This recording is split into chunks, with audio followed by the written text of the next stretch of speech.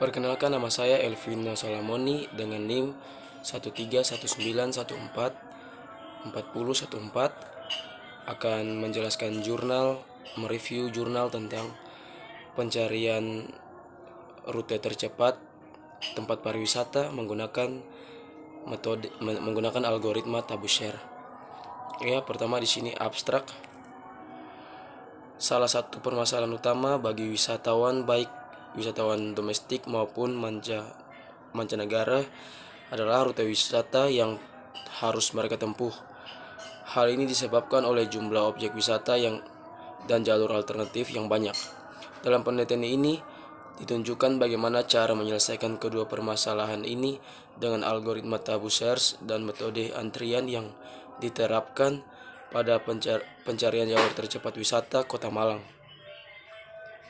Yang berikut latar belakang.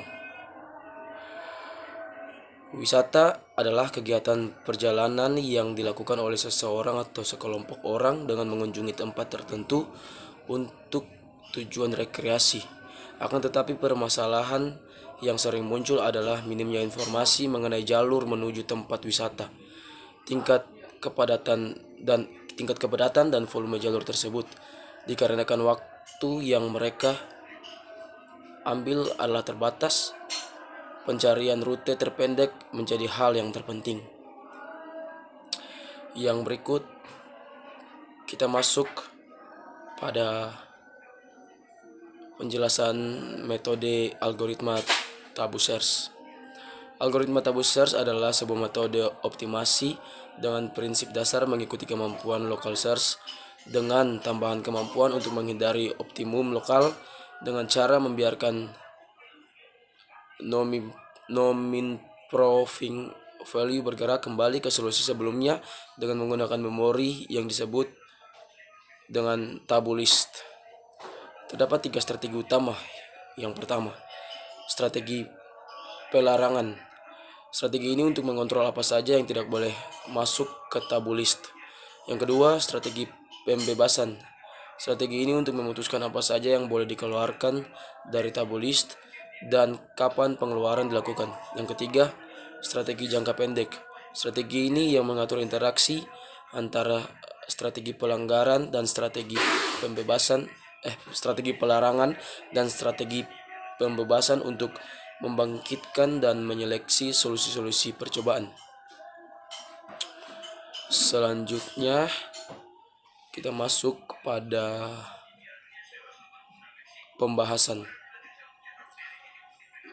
Ya, dari hasil percobaan pertama, kedua, dan ketiga menunjukkan nilai jumlah